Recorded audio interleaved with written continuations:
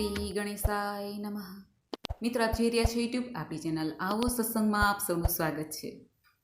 મિત્રો, આજે આ વિડીયોમાં આપણે સાંભળવાના છીએ 10 દિવસનું વ્રત, મા દશામાનું વ્રત, જે અષાઢ માસની અમાવસ્યાથી શરૂ થાય છે અને 10મા દિવસે આ વ્રતનું ઉજવણું હોય છે. આ વ્રત કરનારે સવારે સ્નાન આદિથી પરવારીને માતા દશામાની પૂજા ઉપાસના કરાય છે. ધૂપ, દીપ, નૈવેદ્ય આદિથી શ્રદ્ધાપૂર્વક દશામાની કથા વાર્તા સંભળાય છે. 10 દિવસ સુધી નકોરડા ઉપવાસ કરી શકાય છે. એક ટાઈમ ભોજન પણ લઈ શકાય છે. જેવી જેની શ્રદ્ધા શરીર સાથ આપે એ રીતે પૂજા ઉપાસના થાય છે. આ વ્રતમાં માટીની સાંઢણી બનાવીને તેનું પૂજન થાય છે. 10મા દિવસે આ સાંઢણીને નદીમાં વિસર્જિત કરવાની હોય છે અને આ વ્રત 5 વર્ષ સુધી કરવાનું હોય છે. 5મા વર્ષે ઉજવવાનું હોય છે. યથાશક્તિ દાન પુણ્ય કરવાનું હોય છે. ઉજવણામાં પંચધાતુની અથવા તો કોઈ પણ ધાતુની સાંઢણી બનાવીને બ્રાહ્મણને દાન દક્ષિણા સાથે અપાય છે. આ ઉપરાંત સીધું સામગ્રી કે વસ્ત્રદાન પણ કરી શકાય છે. મા દશામાં જે પાર્વતી દેવીના અવતાર છે, માટે માતાની સાધના ઉપાસના જીવનભર પણ કરી શકાય છે. ભક્તિપૂર્વક મા દશામાનું વ્રત કરનારને સુખ, શાંતિ, સમૃદ્ધિ પ્રાપ્ત થાય છે. ઘરની દશા સારી રહે છે. જીવનમાં ગ્રહ નડતર થતા નથી. આધિ વ્યાધિ ઉપાધિનું હરણ થાય છે. દશામાનું એક સ્વરૂપ માં ઉમિયાનું પણ છે. ઉમિયા દેવીની આપણે પૂજા ઉપાસના કરીએ છીએ અને એ જ રીતે મા દશામાનું આ સ્વરૂપ જે ઉમિયા માતા છે અથવા સાંઢણી ઉપર બિરાજમાન દેવી દશામાં છે, તેની પૂજા ઉપાસના કરીને ભક્તો વ્રતકથા સાંભળે છે. આ વિડીયોમાં આપણે સાંભળશું મા દશામાની વ્રતકથા. જો આપને આ વિડીયો પસંદ આવે તો લાઈક કરજો, શેર કરજો. આપ આ ચેનલ પહેલી વખત જોઈ રહ્યા છો તો સબસ્ક્રાઈબ કરી લેજો, જેથી આવનારા વિડીયોની માહિતી આપ સુધી તુરંત પહોંચી શકે. ધન્યવાદ. સુવર્ણપુર નગરીમાં જગજીતસિંહ નામે ઘણા ગર્વિષ્ઠ રાજા રાજ કરતા હતા. તેના નગરની સમૃદ્ધિનો પાર ન હતો. આ રાજાની ગુણિયલ, સંસ્કારી, અતિ સુશીલ અને રૂપવતી રાણીનું નામ અનંગસેના હતું. રાણી ઘણા જ નમ્ર અને ધર્મિષ્ઠ હતા. તે ઘણીવાર રાજાને અહંકાર ન કરવા સમજાવતા, પણ રાજા કદી એની વાત સાંભળતા નહીં. અષાઢ મહિનાના દિવાસાનો દિવસ આવ્યો. તે દિવસે રાણી પોતાના ઝરૂખામાં બેઠા હતા. તેણે નદી કિનારે કેટલીક સ્ત્રીઓને વ્રત કરતા જોઈ. તેથી રાણીને કુતૂહલ થયું કે આ બહેનો ક્યું વ્રત કરતા હશે. રાણીએ તરત જ દાસીને આજ્ઞા આપી કે હે બહેન, નદી કિનારે સોળે શણગાર સજીને ટોળે વળેલી બહેનો શું કરે છે તે જાણી લાવને. ત્યારે દાસી દોડતી દોડતી તે બહેનો પાસે આવી અને પૂછવા લાગી કે હે બહેનો, તમે બધા શું કરો છો? ત્યારે એક સ્ત્રીએ જવાબ આપતા કહ્યું, બહેન, અમે દશામાનું વ્રત કરી રહ્યા છીએ. આ વ્રતની વિધિ એવી છે કે સૂતરના 10 તાર લઈને 10 ગાંઠો વાળવી, ગાંઠે ગાંઠે કંકુના ચાંદલા કરવા. ત્યારબાદ સ્ત્રીએ વ્રત ક્યારે કરવું, કેવી રીતે કરવું તે વગેરે જણાવ્યું. દાસીએ મહેલમાં આવીને રાણીબાને બધી વાત કરી. ધાર્મિક સ્વભાવની રાણીને પણ આ વ્રત કરવાની ઈચ્છા થઈ. તેણે મનથી વ્રત કરવાનું નક્કી કરી લીધું. તેણે આ વાત રાજાને જણાવી તો અહંકારી રાજાએ ના પાડી દીધી અને કહ્યું કે આ વ્રત તો ગરીબ ગુરબા માટે છે. તારે તો ઘણી સાહ્યબી છે. ધન દોલત, નોકર ચાકર, બાગ બગીચા, રાજ પાટ બધું જ છે. માટે આ વ્રત કરવાનું છોડી દે, તારે કંઈ જરૂર નથી. રાજાના અભિમાન ભર્યા વચન સાંભળીને રાણીનું દિલ દુભાયું. રાણી જાણતા હતા કે ગમે એટલી સમજાવટ છતાં અભિમાની રાજા એકના બે થવાના નથી. રાજાએ અહંકાર, ગર્વ, અભિમાનમાં ચકચૂર થઈને દશામાનું અપમાન કર્યું. તેથી દશામાના ક્રોધનો પાર ન રહ્યો. માએ રાજાના સપનામાં આવીને એક જ શબ્દ કહ્યો, પડું છું. બીજા દિવસે પડોશી રાજા લાવ લશ્કર સાથે ચઢી આવ્યા. આવા અણધાર્યા હુમલાથી રાજા જગજીતસિંહ ગભરાયા. જીવ બચાવવા માટે રાણી અને બંને કુંવરોને લઈને જંગલના રસ્તે ભાગ્યા.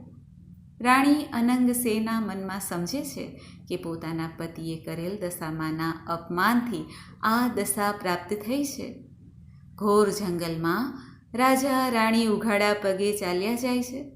પગમાં કાંટા કાકરા ભોંકાય છે. દુઃખ અને થાકનો પાર નથી. કુંવરો તરસ્યા થયા છે. એટલામાં એક વાવ આવી. રાજા પાણી લેવા માટે વાવમાં ઉતર્યા કે પાછળ બંને કુંવરો પણ ઉતર્યા તો દશામાએ અદૃશ્ય રહીને બંને કુંવરોને ખેંચી લીધા. કુંવરોને અદૃશ્ય થઈ ગયેલા જાણીને રાણી વિલાપ કરવા લાગ્યા. રાજા પણ મનમાં સમજી ગયા કે નક્કી આ દશામાનો કોપ છે. એ રાણીને આશ્વાસન આપતા સમજાવે છે કે જેણે આપ્યા એણે લઈ લીધા, હવે એ જ આપશે. રુદન કરતી રાણીને સમજાવતા રાજા આગળ ચાલ્યા. થાકના લીધે બંનેના પગમાં કાંટા વાગ્યા હતા અને થાકી પણ ગયા હતા. પીડાનો પણ પાર ન હતો. રસ્તામાં એક વાડી આવી. રાજાને થયું કે હાસ, બે ઘડી વિસામો તો મળશે.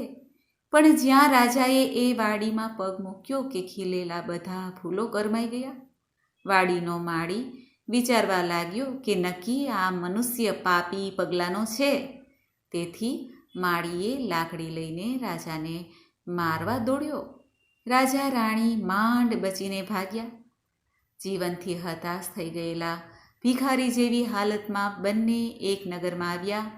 તે નગરમાં રાણીની બહેનપણી રહેતી હતી. બહેનપણીને ઘરે કંઈક ખાવા મળશે એ આશાએ રાજા રાણી બંને તેની ઘેરે આવ્યા. રાણીએ બહેનપણી પાસે ખાવા માંગ્યું એટલે બહેનપણી ખીજાઈને બોલી, જા જા ભિખારણ, મારા રાજ્યમાં આવી બટકું રોટલો માંગતા તને લાજ નથી આવતી? આવા વેણ સાંભળીને રાજા રાણી ત્યાંથી ચાલતા થયા. રસ્તામાં રાજાની બહેનનું ગામ આવ્યું. રાજાને આશા હતી કે મારી બહેન જરૂર મને આશરો આપશે. એણે પાદરેથી પોતાની બહેનને સંદેશો મોકલ્યો કે તેનો ભાઈ આવ્યો છે અને પાદરે મુકામ કર્યો છે. બહેનને સંદેશ મળ્યો. તેને થયું કે જરૂર મારા ભાઈને કોઈ દુઃખ આવી પડ્યું છે, નહીંતર હાથી, ઘોડા અને રથ વગર તે આવે જ નહીં. આમ વિચારીને બહેને સુખડી બનાવી સોનાની ગાગરમાં મૂકી અને સાથે સોનાનું સાંકડું પણ મૂકી દીધું. પોતાના ભાઈને મોકલ્યું. ભાઈને સોનાની ગાગર મળી પણ તે પિત્તળની બની ગઈ. સુખડી ઈંટના કટકા જેવી બની ગઈ અને સોનાના સાંકડા સાપ બની ગયા. આ જોઈને રાજા વિચારમાં પડી ગયા. તેને થયું કે મારી સગી બહેન મને મારી નાખવા આવું ન કરે. નક્કી આ દશામાના કોપને કારણે છે. આવો વિચાર કરીને રાજાએ ગાગર ત્યાં જ ભોંયમાં દાટી દીધી અને રાણીને લઈને આગળ ચાલતા થયા. આગળ જતા રસ્તામાં એક મોટી નદી આવી. નદીના કાંઠે ચીભડાના વાડા હતા. રાણીએ ખેડૂતને બે હાથ જોડીને કહ્યું, ભાઈ, અમને ખૂબ જ ભૂખ લાગી છે. દયા કરીને એક ચીભડું ખાવા આપો તો સારું. ખેડૂતને તેમની ઉપર દયા આવી. તેણે એક ચીભડું તોડીને રાણીને આપ્યું. રાજા રાણીને નિયમ હતું કે સૂર્યનારાયણ અસ્ત થયા પછી ખાવું નહીં. તેથી રાણીએ ચીભડું સાંડલામાં સંતાડી દઈને સૂઈ ગઈ. પૂર્વે બન્યું એવું કે ગામના રાજાનો કુંવર 2 દિવસ પહેલાં રિસાઈને ભાગી ગયો હતો. સિપાહીઓ કુંવરની શોધમાં નીકળ્યા હતા. સિપાહીઓ શોધતા શોધતા અહીં આવી ચડ્યા જ્યાં રાણીના સાંડલામાં એક સંતાડેલું ચીભડું હતું. સિપાહીઓ બોલ્યા, બહેન, તમારા સાંડલામાં શું છે? ત્યારે રાણી કહે છે, ભાઈ, એક ચીભડું છે. સૈનિકોએ તેને બહાર કાઢી બતાવવા કહ્યું. રાણીએ તો સાંડલામાંથી ચીભડું બહાર કાઢ્યું, પણ દશામાના કોપને કારણે તે ચીભડું કુંવરનું માથું બની ગયું હતું. આથી રાજાના સિપાહીઓ ખૂબ જ ગુસ્સે થઈ ગયા અને બોલ્યા, તમે રાજાના કુંવરને મારી નાખ્યો છે. આમ બોલીને તેમને દોરડાથી બાંધીને લાતો મારતા નગરમાં લઈ ગયા. નગરના રાજાને બધી વાત કરી. રાજાએ પોતાના કુંવરની હત્યા કરવા બદલ જગજીતસિંહને કાળ કોટડીનો હુકમ આપીને બંદીખાનામાં નાખી દીધા. રાજા વગર વાકે કેદ થયા. તેથી રાણી અનંગસેના પણ ઘણા દુઃખી થયા. રાણી રોજ જંગલમાં જતા અને લાકડાનો ભારો લઈ આવતા. જે પૈસા મળે એમાંથી પેટનો ખાડો પૂરતા. આમ દિવસો પર દિવસો પસાર થવા લાગ્યા. એવામાં અષાઢ મહિનો આવ્યો અને દિવાસાનો દિવસ આવ્યો. રાણીને થયું કે રાજાએ દશામાનું અપમાન કર્યું છે, તેથી અમારી દશા આવી થઈ ગઈ છે. એટલે રાણીએ દશામાના 10 દિવસ નકોરડા ઉપવાસ કર્યા. માટીની સાંઢળી બનાવી, માની પૂજા કરી અને આર્દ્ર સ્વરે માની સ્તુતિ કરી. રાણીની ભક્તિ જોઈને દશામાનો કોપ શમી ગયો. માએ રાણીને આશીર્વાદ આપતા કહ્યું કે કાલે તને તારો પતિ પાછો મળશે. એ જ રાત્રે દશામાએ નગરના રાજાને સ્વપ્નમાં જઈને આદેશ આપ્યો કે હે રાજન, તે નિર્દોષ મનુષ્યને કેદમાં પૂર્યો છે. તારો કુંવર તો એના મોસાળમાં લીલા લહેર કરે છે. સવારે પાછો આવી જશે. સવાર પડતા જ દશામાની કૃપાથી કુંવર પાછો આવી ગયો. રાજાએ જાતે જઈને જગજીતસિંહને બંદી ખાનામાંથી મુક્ત કરી દીધા અને ક્ષમા પણ માંગી. રાજા રાણી રથમાં બેસીને સુવર્ણપુર આવવા નીકળ્યા. રસ્તામાં બહેનનું નગર આવ્યું. રાજાને પેલી ગાગર યાદ આવી. પાદરે આવીને ખાડો ખોદીને જોયું તો ગાગરમાં સોનાનું સાંકડું, સુખડી હતા. એટલામાં બહેન પણ આવી. તે ભાઈ ભાભીને આગ્રહ કરીને પોતાના ઘેરે લઈ ગઈ. રાજા રાણી 2 દિવસ ત્યાં રોકાઈને આગળ ચાલ્યા. રસ્તામાં રાણીની બહેનપણીનું ઘર આવ્યું. જે બહેનપણીએ પહેલાં જાકારો આપી દીધો હતો તે અત્યારે ઓરડા બહાર ઊભી હતી. તે રાણીને ઓળખીને ભેટી પડી અને બોલી, બહેન, બહુ દિવસે આવ્યા, આજે તો તમને નહીં જવા દઉં. ત્યારે રાણી કહે છે, મારી દશા કઠણ હતી ત્યારે તમે કકડો રોટલોય આપ્યો ન હતો, તેથી હવે અમે અહીં રહીશું નહીં. આમ કહીને તેઓ ત્યાંથી ચાલી નીકળ્યા. ત્યાંથી ચાલતા ચાલતા રાજા રાણી ગામને પાદરે આવેલી વાડીમાં આવ્યા. સુકાયેલી વાડી તેમના આવતા જ લીલીછમ થઈ ગઈ. માળી તેમને હાથ પકડીને વાડીમાં લઈ ગયા. વાડીમાં થોડો વિશ્રામ કરીને આગળ ચાલ્યા. રસ્તામાં વાવ આવી. વાવના કાંઠે દશામાં વૃદ્ધ ડોશીનું રૂપ ધારણ કરીને ઊભા હતા. બંને કુંવરો તેમની આંગળી પકડીને ઊભા હતા. રાજા રાણી તરત સમજી ગયા, માતાજીને ઓળખી ગયા અને તેમના ચરણોમાં ઢળી પડ્યા. દશામાએ અસલ સ્વરૂપમાં આવીને દર્શન આપતા કહ્યું, હે રાજન, તે અભિમાન આણીને મારા વ્રતનું અપમાન કર્યું હતું, તેથી હું તારા પર કોપાયમાન થઈ હતી. પરંતુ હવે તારો ગર્વ ગળી ગયો છે. વળી તારી રાણીએ ભક્તિભાવથી મારું વ્રત પણ કર્યું છે, તેથી હું તમારી પર પ્રસન્ન થઈને તારું રાજ તને પાછું આપીશ. ત્યારે રાજા માં કરતા કરતા દશામાના પગમાં આળોટવા લાગ્યા. માં, હે દયાળી, કળિયુગમાં તમારી કારમી કસોટીમાંથી કોઈ પાર ઉતરી નહીં શકે, માટે આવો કોપ કદી કરશો નહીં. રાજાએ માને વિનંતી કરી. ત્યારે દશામાં મીઠું મધુર હાસ્ય વેરતા બોલ્યા, હે રાજન, તારી વાત કબૂલ છે. કલયુગમાં જે કોઈ મારું વ્રત કરીને મારી કથા સાંભળશે, સંભળાવશે, તેની દશા સદા સારી રહેશે.